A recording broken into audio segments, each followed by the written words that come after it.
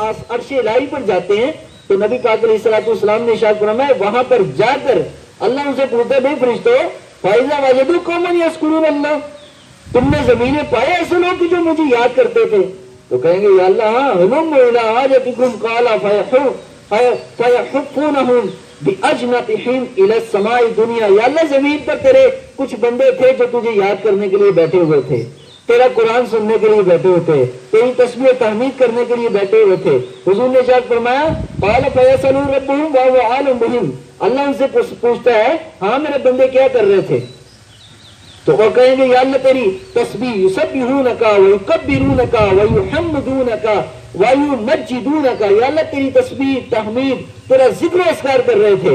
تو اللہ پوچھتا ہے فیقول هل رأونی، فرشتوں بتاؤ تو ذرا ان لوگوں نے مجھے دیکھا؟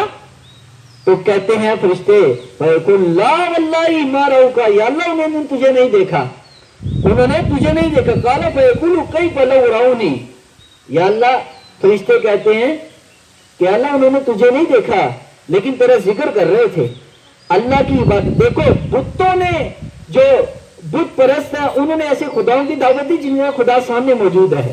محمد عربی صلی اللہ علیہ وسلم نے ایسے خدا کی دعوت دی جس کو دیکھا کسی نے بھی نہیں، حضور کو دیکھ کر حضور کے خدا کو مان لیا، حضور کے خدا کو مان لیا تو رب دیکھو اجر بھی کتنا بڑا دیتا ہے۔ حضور نے ارشاد فرمایا جب وہ عرش عظیم پر جا کر کہتے ہیں پوچھتے ہیں اللہ تیرا ذکر کر رہے تھے، اللہ پوچھتے ہیں انہوں نے مجھے دیکھا؟ یا اللہ دیکھا کوئی نہیں، اگر دیکھ لیتے تو کیا ہوتا؟ آقا علیہ الصلوۃ والسلام نے فرمایا فقولوا لو رأوک كانوا اشد لك عبادہ، یا رب العالمین اگر وہ لوگ تجھے دیکھ لیتے جو تیرا ذکر کر رہے تھے تو اگر دیکھ لیتے تجھے تو پھر وہ پہلے سے بڑھ کر تیرا ذکر و اذکار کرتے۔ اللہ کی ذات کو اگر دیکھ لو تو حضور نے فرمایا کہ اور زیادہ اللہ کا ذکر کرتے۔ تو آگے نبی پاک علیہ السلام نے ارشاد فرمایا فَيَقُولُ فَمَا يَسْأَلُونَ قَالُوا يَسْأَلُونَكَ الْجَنَّةَ، حضور نے ارشاد فرمایا کہ اللہ فرماتا ہے، اب اللہ اور فرشتوں کی بات ہو رہی ہے تو حضور کو کیسے معلوم؟ لوگ کہتے ہیں نبی کو غیب کا علم نہیں ہے، نبی کے پاس علم کچھ نہیں ہے، اور میں کہتا ہوں یہ باتیں ساری اللہ اور فرشتوں کے درمیان ہو رہی ہیں، حضور مدینے میں سن رہے، اس کا مطلب میرا نبی غیب جاننے والا ہے۔ اگر حضور غیب نہ جانتے ہوتے تو حضور کو کیسے پتا ہوتا؟ حضور تو مدینے میں ہے، آسمان پر باتیں ہو رہی ہیں اور ان لوگوں کی جو اللہ کا ذکر کرنے والے ہیں۔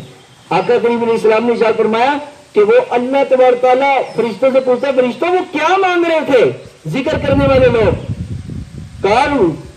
قالوا يسألونك الجنہ، یا اللہ وہ جنت مانگ رہے تھے۔ قال يقول وهل رأوها، اللہ فرشتوں سے پوچھتا ہے بھائی فرشتوں انہوں نے جنت دیکھی ہے، وہ جنت کیوں مانگ رہے تھے؟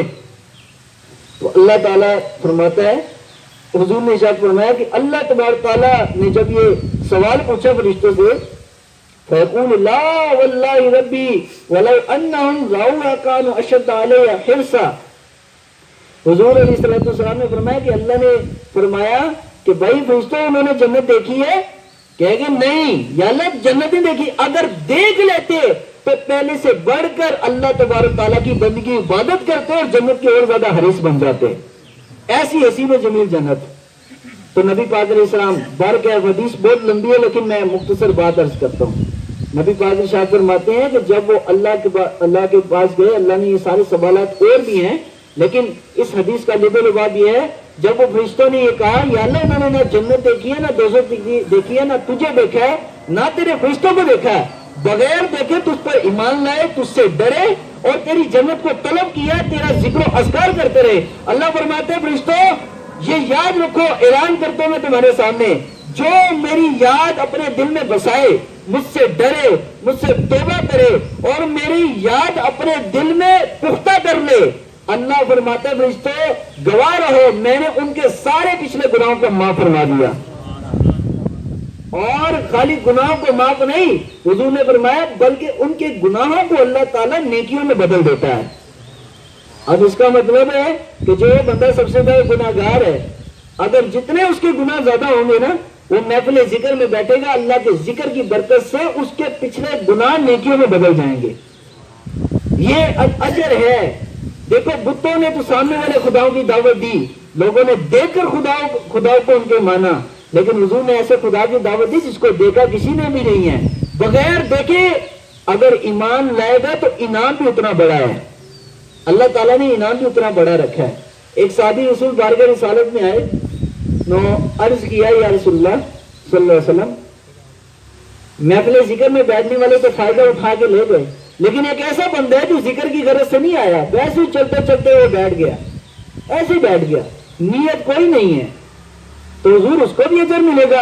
حضور نے فرمایا ہم القوم لا یشقا بہم جلیسہم، حضور نے ارشاد فرمایا یہ ذکر میں بیٹھنے والے لوگ اس قدر بابرکت لوگ ہیں کہ ان کے پاس بیٹھنے والا بھی خالی نہیں رہتا، اللہ تعالیٰ اس کے بھی اجر و ثواب میں جو ہے نا وہ بڑھا دیتا ہے، اس کو جو ہے اس کو بھی اجر عطا فرماتا ہے، حالانکہ نیت سے کوئی نہیں آیا۔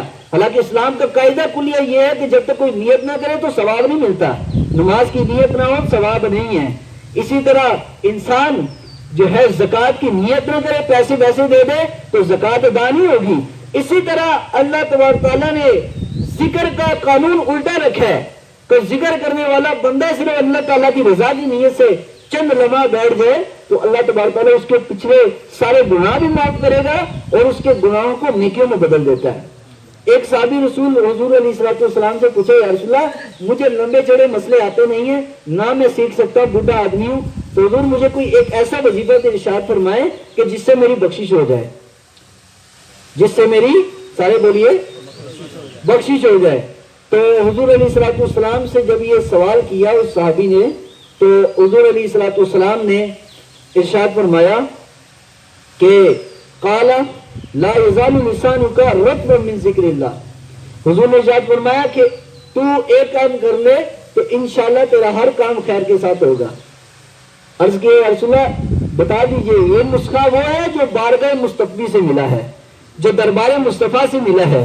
لوگ تو آج نسخے ڈھونڈتے ہیں، یار کوئی ہمیں ایسا نسخہ مل جائے ایک ہی کام ہو، ہمارا کوئی بھی جو ہے مسئلہ جو ہے نا وہ خراب نہ ہو، ہمارا ہر مسئلہ حل ہو جائے۔ تو دیکھو حضور علیہ السلام نے ایک صحابی نے سوال کیا، ساری امت کے لیے مسئلہ حل ہو گیا، ساری امت کے لیے۔ وہ کیا تھا؟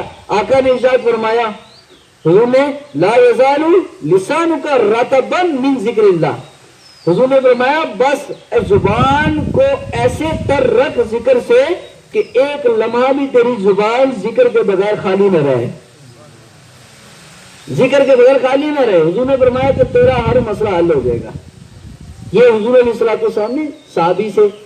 اور ایک اور روایت حضرت ابو دردہ فرماتے ہیں رسول اللہ صلی اللہ علیہ وسلم نے ارشاد فرمایا الا انبئکم بخیر اعمالکم واسقاها عند ملیککم وارفعها فی درجاتکم وخیر لکم من انفاق الذهب والورق، حضور نے فرمایا تمہیں ایسا عمل نہ بتاؤ جس کے ذریعے سے تمہیں جہاد میں تم لڑو اور جہاد میں تمہاری تلوار ٹوٹ جائے، تم شہید ہو جاؤ اور تم اپنا سارا مال سونا چاندی رائے خدا میں صدقہ کر دو، اس سے بھی بڑھ کر تمہیں ایسا نہ بتاؤ جو اتنے اعمال کا ثواب ہے اس سے بھی بڑھ کر تمہیں ثواب مل جائے۔ جہاد کے اندر چلنا، اللہ تعالیٰ کی راہ میں دشمنوں کے خلاف لڑنا، کافروں کے خلاف لڑنا، اللہ تعالیٰ بہت بڑا اجر دیتا ہے۔ قرآن میں اس کی قسمیں کھا رہے والعادیات ضبحا فالموریات قدحا فالمغیرات صبحا، یہ قرآن کی آیتیں موجود ہیں، یہ ان لوگوں ان چیزوں کی قسمیں کھائی جا رہی ہیں جو راہ جہاد میں دوڑنے والے گھوڑے ہیں، اللہ ان کی قسمیں کھا رہا ہے۔ لیکن یہاں حضور نے فرمایا میں تمہیں ایک ایسی چیز بتا دیتا ہوں، تم راہ خدا میں بھاگو دوڑو یہاں تک کہ تمہاری تلوار ٹوٹ جائے، تمہاری تلوار خون آلود ہو کے یہاں تک کہ تم شہید ہو جاؤ، تم سارا مال اللہ کی راہ میں خیرات کر دو، اس سے بھی بڑھ کر اجر تمہیں ملے گا۔ عرض کی یا رسول اللہ کیوں نہیں بتائیے؟ آقا کریم علیہ السلام نے ارشاد فرمایا قالوا بلا قال ذکر اللہ، حضور نے فرمایا یہ اللہ کا ذکر ہے جو شہید کی شہادت سے بڑھ کر اور سخی کی سخاوت سے بڑھ کر بندے کو اجر عطا فرماتا ہے، اور ان تمام سے بڑھ کر انسان کو ذکر اللہ فائدہ دیتا ہے کہ کوئی بندہ شہید ہو اللہ کی راہ میں شہید کا بہت بڑا اجر ہے، شہید کا بہت بڑا اجر ہے کہ اس کو مرتے وقت اللہ کا دیدار ہوتا ہے۔ لیکن حضور نے فرمایا وہ شہید کے اجر سے بھی بڑھ کر اللہ تعالیٰ اس ذاکر کو ثواب دیتا ہے جو اللہ کا ذکر کرنے والا ہوتا ہے۔ تو اس قدر اجر حضور علیہ الصلوۃ والسلام نے ارشاد فرمائی۔ حضرت بس آخری یہ قائد بیان کر کے ختم کرتا ہوں۔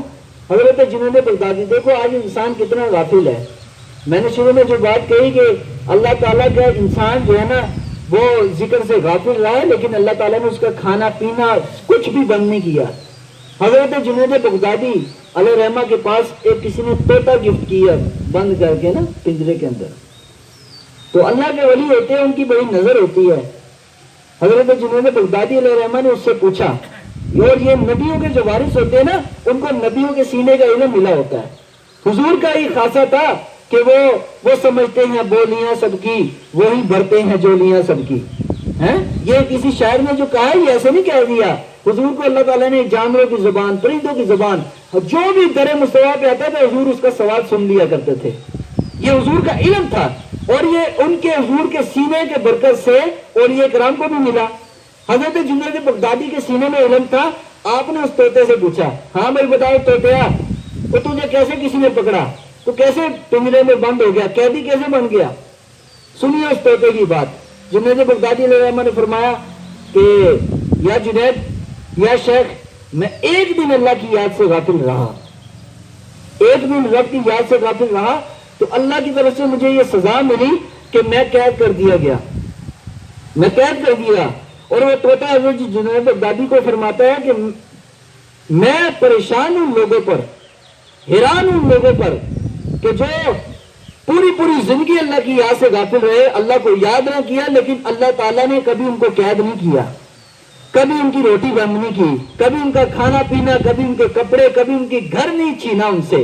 اللہ تعالیٰ ان کو نعمتیں دیتا رہا، لیکن فرمایا کہ میں ایک دن، اور حضرت جنید بغدادی سے اس نے کہا کہ ہماری نسل میں جو بھی رب کی یاد سے غافل رہتا ہے وہ مارا جاتا ہے۔ اور درختوں کے بارے میں بھی یہ ہے کہ جو درخت اللہ کی یاد سے غافل ہوتا ہے اس کا رنگ پھیکا پڑ جاتا ہے، وہ کاٹ دیا جاتا ہے۔ لیکن انسان کو اللہ تعالیٰ نے نہ مارا، نہ اللہ تعالیٰ نے انسان کو ذلیل کیا۔ اللہ انسان کو موقع دے ہی جا رہا ہے کہ یار تو میرا ذکر کر لے۔ جو بندہ اللہ تعالیٰ کی یاد میں رہے گا، حضور نے ارشاد فرمایا اس کی مثال ایسی ہے جیسے وہ زندہ، اور حضور نے فرمایا جو اللہ کی یاد سے غافل رہا اس کی مثال ایسی ہے جیسے وہ مردہ۔